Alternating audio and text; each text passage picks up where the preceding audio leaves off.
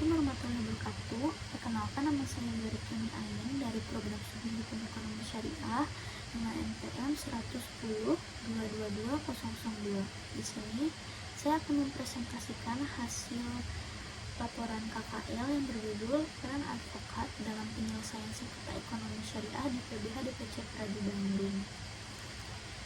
Latar belakang: pendidikan merupakan fondasi dasar yang sangat vital untuk meningkatkan kualitas sumber daya manusia Indonesia. Melalui pendidikan, nilai-nilai baik dapat ditanamkan dan karakter bangsa dapat dibentuk, mengingat Indonesia memiliki kekayaan sumber daya alam yang melimpah serta keberagaman suku dan ras yang harus dikelola dengan baik. Kesiapan mahasiswa untuk terjun ke dunia kerja sangat dipengaruhi oleh faktor internal seperti semangat, kemampuan, pengetahuan, dan mental yang dimiliki. Motivasi kerja berfungsi sebagai motor penggerak yang mendorong mahasiswa tidak hanya untuk memasuki dunia kerja, tetapi juga mempertahankan komitmen dalam lingkungan profesional. Program KKL di Universitas Islam Bandung dirancang sebagai platform bagi mahasiswa untuk mengimplementasikan teori-teori akademisi dalam praktik lapangan sesungguhnya. Program ini juga bertujuan mendorong mahasiswa berkontribusi dalam memperdayaan komunitas lokal sambil mengembangkan kemampuan teknis dan interpersonal. Pelaksanaan KKL tahun akademik 2025-2026 dilakukan di PBH DPC Pradi Bandung karena lembaga ini memiliki tata kelola organisasi yang solid dan komitmen yang tinggi dalam memberikan layanan bantuan hukum berkualitas dan secara cuma-cuma untuk masyarakat tidak mampu. Selanjutnya, ruang lingkup. Identitas institusi PBH DPC Pradi Bandung. Lokasi di Jalan Talaga Bodas nomor 40, Kecamatan Lengkong, Kota Bandung, Jawa Barat. Pelaksanaan KKL Fakultas Syariah Universitas Islam Bandung dilaksanakan di tahun akademik 2025-2026. Penulis telah menyelesaikan rangkaian kegiatan KKL dimulai dari tanggal 15 Juli 2025 sampai 25 Agustus 2025, tepat 25 hari kerja. Manfaat pelaksanaan KKL memberikan kesempatan terlibat langsung dalam proses bantuan hukum kepada masyarakat kurang mampu. Dari konsultasi hingga representasi pengadilan, mahasiswa memperoleh perspektif luas tentang realitas penegakan hukum dan tantangan akses keadilan, mengembangkan empati melalui interaksi dengan klien beragam latar belakang, serta membentuk karakter calon praktisi hukum yang kompeten dan berempati sosial. Secara praktis, mahasiswa memperoleh keterampilan mewawancara klien, penyusunan dokumen hukum, dan pemahaman prosedur pengadilan. Selanjutnya, ada sejarah PBH DPC Pradi Bandung. Pradi adalah organisasi advokat tunggal yang didirikan berdasarkan Undang-Undang 18 tahun 2003 tentang advokat sebagai wadah profesi yang bebas dan mandiri. Berdasarkan pasal 22 ayat 1 Undang-Undang tersebut, Pradi diwajibkan memberikan bantuan hukum cuma-cuma kepada pencari keadilan yang tidak mampu atau bisa disebut pro bono. Sehingga pemerintah menerbitkan PP nomor 83 tahun 2008 tentang persyaratan dan tata cara pemberian bantuan hukum secara cuma-cuma. Pasal 18 PP nomor 83 tahun 2008 mewajibkan Pradi membentuk unit kerja khusus untuk bantuan hukum cuma-cuma dalam waktu maksimal 6 bulan.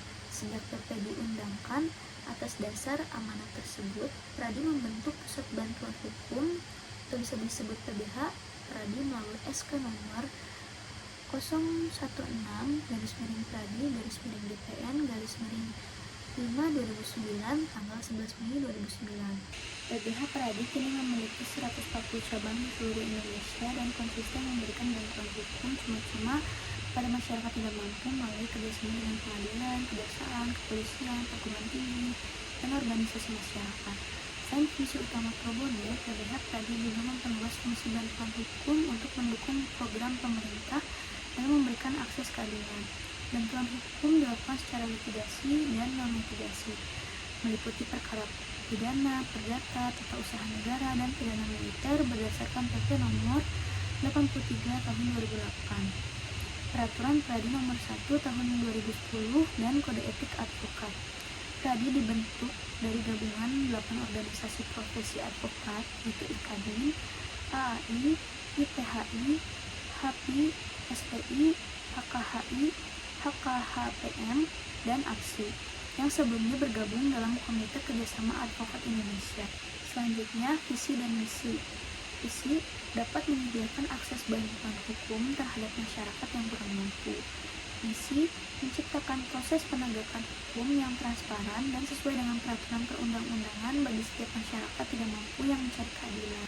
Selanjutnya, produk PBH DPCPL di Bandung. Produk yang dihasilkan PBH DPCPL di Bandung dapat berupa layanan bantuan hukum gratis atau berbiaya rendah, seperti bantuan konsultasi dan pendampingan hukum. Selain itu, PBH DPCPL juga dapat menghasilkan publikasi, pelatihan, dan materi pendidikan hukum bagi anggotanya maupun masyarakat umum. Berikut adalah beberapa jenis produk yang dihasilkan PBH DPCPL di Bandung. Yang pertama ada surat tangkapan, yang kedua surat somasi, yang ketiga prinsipal pemohon, dan yang keempat ada nota pembelaan. Selanjutnya hasil kegiatan. Setelah menjalani program KKL di PBH DPCPL di Bandung, saya memperoleh pemahaman mendalam mengenai berbagai kasus hukum yang sedang dihadapi masyarakat beserta metode pendampingan yang tepat, menguasai teknik penyusunan berkas-berkas hukum yang baik dan benar sesuai standar praktik, serta mendapatkan ilmu baru yang tidak pernah diajarkan selama di perkuliahan. Kesimpulan, program kuliah kerja lapangan merupakan komponen vital dalam kurikulum mahasiswa Fakultas Syariah yang dirancang untuk mempersiapkan mahasiswa menghadapi tantangan dunia profesional. Kegiatan KKL ini dijalankan selama 25 hari kerja efektif dimulai dari tanggal 15 Juli hingga 25 Agustus 2025 dengan lokasi pelaksanaan di PBH DPCPL di Bandung. Melalui pelaksanaan program ini, penulis memperoleh pengalaman yang sangat bernilai dalam menyimak berbagai masalah hukum yang disampaikan klien serta mempelajari metode penyelesaian melalui beragam perspektif analisis kasus.